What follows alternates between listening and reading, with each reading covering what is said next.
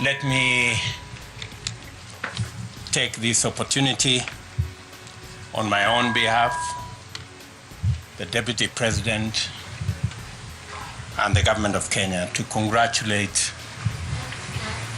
all our Cabinet Secretaries who've been appointed and sworn in this morning.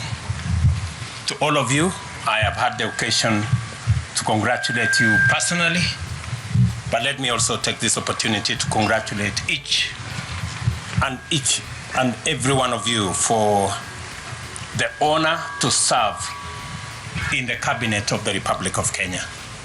Congratulations, and as I have said, I look forward to working with each and every one of you in the transformation of our country as we work together to implement and to execute the plan upon which we were elected by the people of Kenya. Again, to all of you and your families, congratulations. Pongezi. Pongezi sana. I want to say a couple of things, just by way of welcoming you to my team and my good deputy here, and to assure you that in the discharge of your duties in the various ministries that you will be serving, you will have my wholesome support. You will have my support because you have no option other than to succeed. Failure is not an option, good people. We have a country to look after. We have a plan to implement, and we have the people of Kenya watching us. So you will have my unqualified support so that you can succeed, because in your success is the success of our administration and the success of our country. So from day one, I want to promise you my support. And the second item I want to say is I have listened to you very carefully as you took your oaths of office. And there are three fundamental things that you have sworn to. Number one, you have sworn to the Constitution. You know very well that this is a country based on the rule of law. I expect each and every one of you, as I do of all public servants, to uphold the Constitution and the rule of law to be front and center in the administration of our government. That should be the guiding principle. The Constitution, all our laws, and making sure that our country is not run on the whims of individuals, but on the dictates of the Constitution. You have also sworn to serve the people.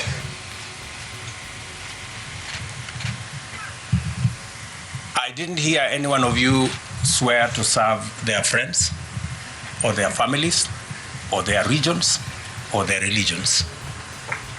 Each one of us here have sworn to serve the people of Kenya. That is the minimum expected of all of us.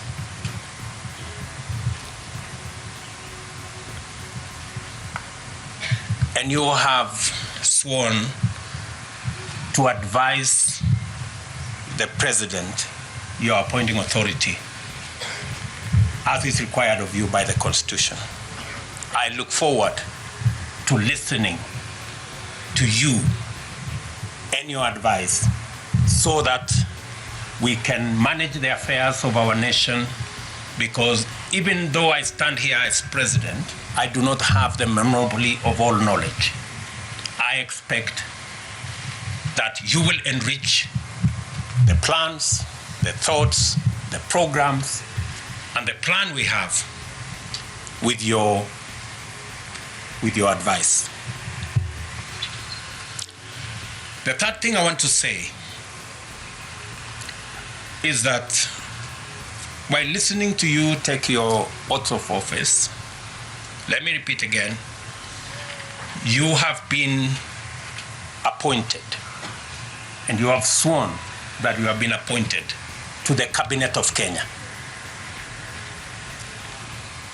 I know there are regional persuasions, there are community persuasions.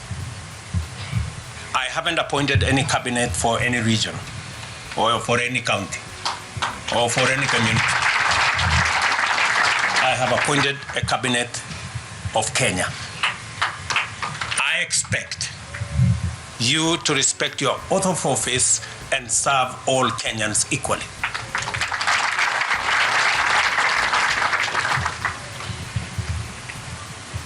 I made the appointment. You've done the swearing. And I have heard you carefully. I was listening carefully. And you said that you are going to serve the people of Kenya and you have been appointed to the Cabinet of Kenya. That equally means that though we have dockets that have been assigned to each one of you, I didn't hear anybody say they swear to be a cabinet secretary for a ministry. You said you will be a cabinet secretary of Kenya. That means that you should be as concerned in what happens in the next ministry as you are in your own ministry. And that underpins the principle of collective responsibility. I do not expect any one of you to say things are not going right in the next ministry. It is your business. If things are not going right in the next ministry, it is your business to look for your colleague, sit them down, and things must go right in your ministry and in the next ministry.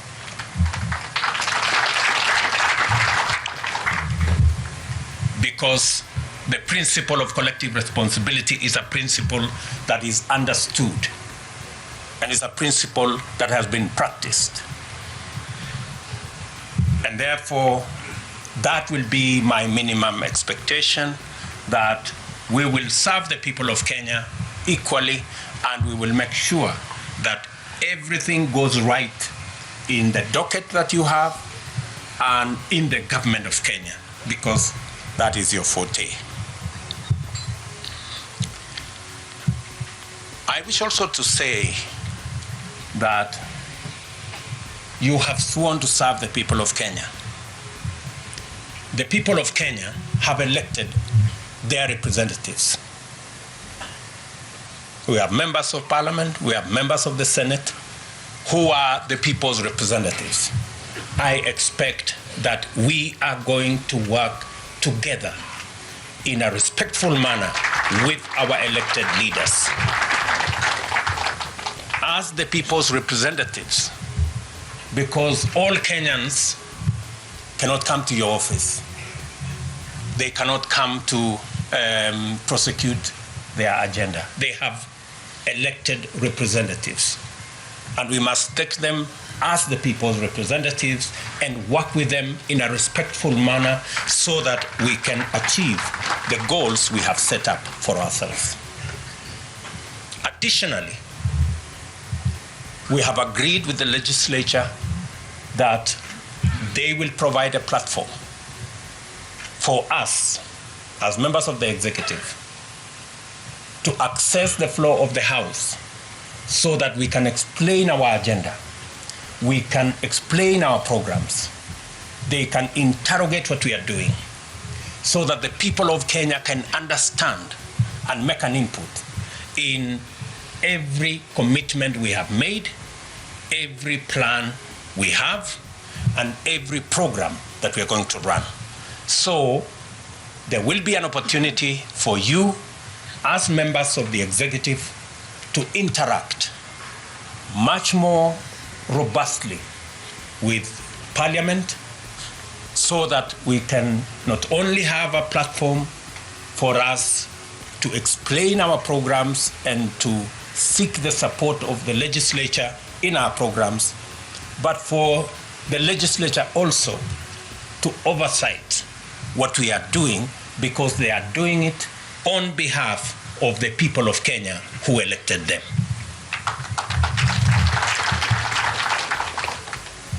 So all of us must prepare ourselves, because my intention and that of my deputy is to run an open government, an accountable government. We have no gray areas, we have nothing to hide. We want to serve the people of Kenya in the context and manner that promotes accountability, promotes transparency, and makes sure that the people of Kenya understand what we are doing. And so, friends, I have the privilege of having worked with all of you. Maybe not the same distance, but with all of you. So while I crafted this cabinet, I had to take into consideration many things, but I look forward to us serving the people of Kenya. Even as we make other appointments, we are going to make sure that we carry the whole country along, and we make sure that every person given a responsibility has the requisite understanding and knowledge so that we can be able to deliver to the people of Kenya. I have said this in front of your families, in front of your constituents, so that they also become my witnesses, and that they don't come to harass you in your offices to do things for them, so that they understand that you are serving the people of Kenya. And I am sure that I have their concurrence and understanding.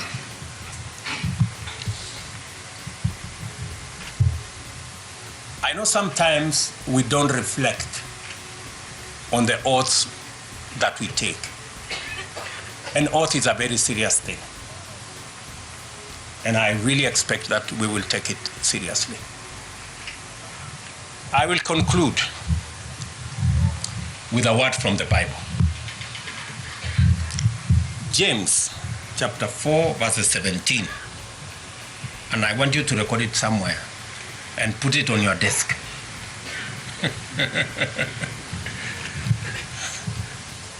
Because that part of the Bible says, he who knows what is right and doesn't do it, it is counted to him or her as sin. Good people, I have told you what is right. We have agreed what is right. So if you don't do it, you will not only miss heaven, but you will have a problem with me. So nataka niwaulize kwa unyenyekevu, please. We have an agenda for the whole country, and the people of Kenya are really expectant on the delivery of our plan, of our program, and on the transformation of our nation. Again, to you and your families, my congratulations, and I will support you in every way that I can. We will pray together so that God can help us to deliver on the agenda that we have. And I look forward to working with you in office, working with you in the field, and I will encourage you to travel to as many parts of Kenya as possible, even if for whatever reason you are called Tanga Tanga, but I think it will be necessary for each and every one of you to traverse Kenya so that you can better understand what Kenya looks like, what are the expectations of the people of Kenya, and so that we can craft the right responses and the right decisions for the people of Kenya. I am a very proud Kenyan this morning that now I have a team. For the last couple of weeks, my deputy and I have been struggling in offices late into the night. Now we have a team, and your celebrations will be very short-lived because I think you will be leaving your offices late. So the spouses kidogo mtatuvumilia. Hawa watu pengine itabidi walale ofisini for the next couple of months until we have our plan in place.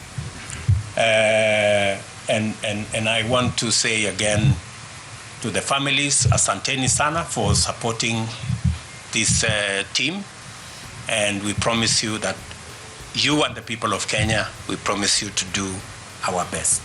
Asanteni sana na Mungu awabariki.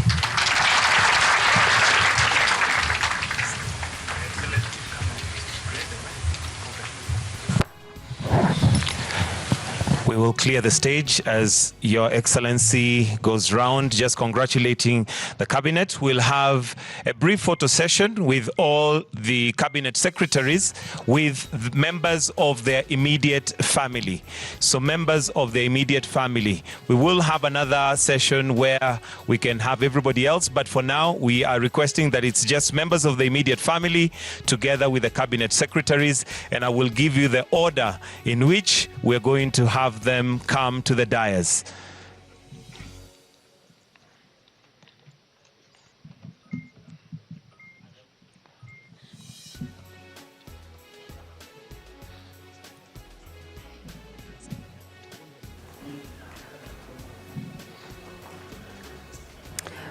Naam, barabara kabisa. Shughuli ya kuwapisha mawaziri tayari imeweza kukamilika, na kama tulivyosema hapo awali, mengi yamesemwa kulingana na kuapishwa kwao, lakini kuna jambo moja ambapo Rais William Ruto ameweza kulizungumzia kwa baraza hilo zima la mawaziri, akisema kwamba mumekula kiapo cha kuwajibikia Wakenya na wala sio marafiki au familia.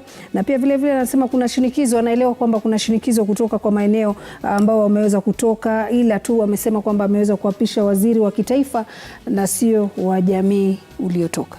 Na kama pengine umekuwa mwepesi wa kufuatilia, baada ya ushindi tu wa uchaguzi ukamilika, alafu akawa na kikao na wale wote kuanza kuchaguliwa chini ya Kenya Kwanza, alikuwa na hotuba moja nzito sana kwa viongozi, akiwaambia kwamba kweli mnasubiri kuapishwa, lakini mjue wa Kenya wana matarajio, na mimi sitaki mtu yote ambaye atazembea katika kutekelezea wa Kenya majukumu. Wangu wakashtuka sana. Nafikiri alichokizungumza kule amekizungumza siku hii ya leo, kumaanisha kwamba hana muda wa kupoteza. Nataka wa Kenya wafanyiwe kile ambacho waliahidiwa katika kampeni. Kutofanya hivyo ni kufelisha serikali, kutofanya hivyo ni kufelisha the plan ambayo ameizungumzia kwa ndani zaidi. Na ili kuzungumza tu kwa hakika, kile aliweza kusema ni kwamba tupate kumsikia anachokisema kwa hivi sasa, na ripoti tunarudi moja kwa moja hadi katika ikulu ya Nairobi. Ila kuweza kufanya kazi na yule ambaye hataweza kutekeleza kazi yake ipasavyo, basi huenda basi naye pia akapigwa kalamu, ama labda pia ni kueleza tu kwa sasa ni wakati wao wa kutekeleza. Mr. 𝗔𝗕𝗢𝗄 has made this transition seamless, and I want to congratulate Joseph. He has worked with me to make sure that Kenya gives an example of what a transition looks like. There was an election in Kenya. There was no coup. And because there was an election, it was a baton to be handed over from one team to another. And I want to thank 𝗔𝗕𝗢𝗄 for making sure that there was a seamless working together between the cabinet that was there and the new cabinet and the old. I also want to congratulate the old cabinet because they worked with me to facilitate whatever it was that we needed to do, and they have done so up to today. I have been to many of them, to various public functions. They have facilitated the smooth transition of administration, and that is the good manners that we should continue to display as the people of Kenya, that we can go to an election, we can conclude an election, and in a peaceful manner, orderly, respectful manner, be able to transit from one administration to the other. That's why I have singled out 𝗔𝗕𝗢𝗄 and all the other public officers who have made this possible. Asanteni sana.